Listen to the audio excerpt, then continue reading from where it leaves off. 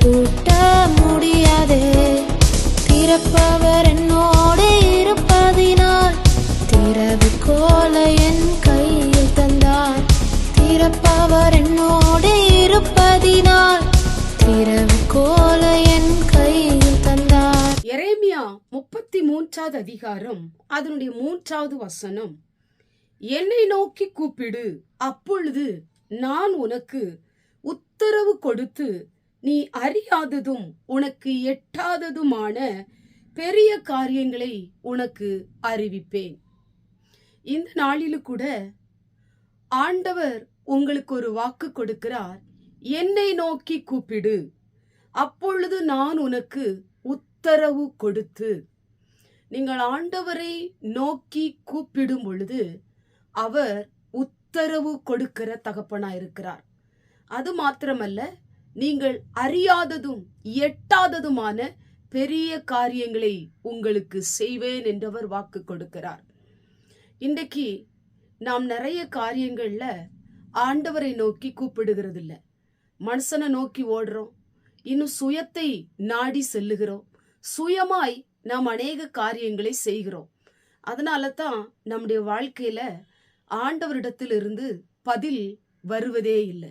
இன்னைக்கு ஆண்டவருடைய வார்த்தை சொல்லப்பட்டிருக்கிறது, என்ன நோக்கி நீ கூப்பிடு.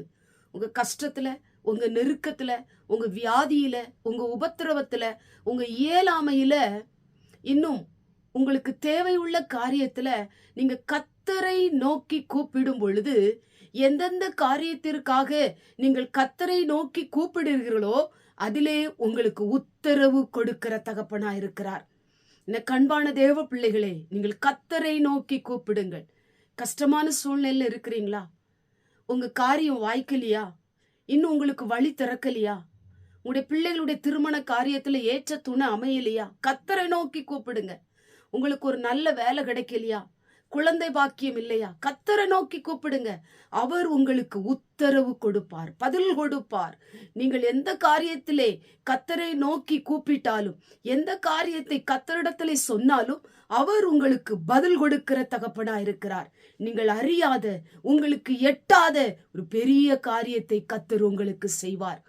அதாவது உங்க வாழ்க்கையில நீங்கள் பிரமிக்கத்தக்கதாக, அதிசயப்பட்டு பூரிக்கும்படியாக, உங்க வாழ்க்கையிலே உங்க சிந்தனைக்கு எட்டாத, கிரகிக்க முடியாத பெரிய காரியத்தை உங்களுக்கு செய்வேன் என்று ஆண்டவர் சொல்லுகிறார்.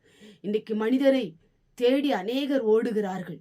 மனிதனிடத்துல ஏதாவது வார்த்தை வராதா என்று சொல்லி மனிதனுடைய வாய்ப்பிறப்பை நாடுகிறவர்கள் உண்டு. கர்த்தருடைய சமூகத்துல, அவருடைய பாதத்துல அமர்ந்திருந்து அவரை நோக்கி கூப்பிடுங்க. அவர் உங்களுக்கு பதில் கொடுப்பார், உங்களுக்கு அற்புதம் செய்வார். உங்களுடைய வாழ்க்கையிலே அறியாத எட்டாத காரியங்களை செய்வார். பிரச்சனையில குழம்பி போய் இருக்கிறீங்களா? முடிவே எடுக்க முடியலையா? எனக்கு எப்பொழுது உயர்வு வரும் என்று காத்திருக்கிறீங்களா? வேலைக்காக எதிர்பார்த்து கொண்டிருக்கிறீங்களா? இன்றைக்கு ஆண்டவரை நோக்கி கூப்பிடுங்கள். அவர் உங்களுக்கு பதில் கொடுப்பார்.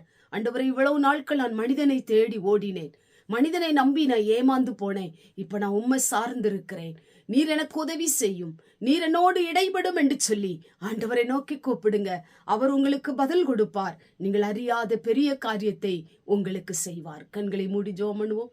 எங்கள் பரிசுத்தமுள்ள நல்ல பிதாவே, கேட்டதான வசனத்தின் மூலமாய் எட்டாத பெரிய காரியங்களை உடைய பிள்ளைகளுக்கு அறிவிக்கிற தெய்வம். என்னென்ன ஆண்டவரை காரியத்திற்காக தேவனை நோக்கி கூப்பிடுகிறார்களோ அதிலே பதிலை கொடுத்து உடைய பிள்ளைகளை ஆசீர்வதியும். இயேசுவின் மூலம் ஜெபிக்கிறோம் பிதாவே, ஆமென்.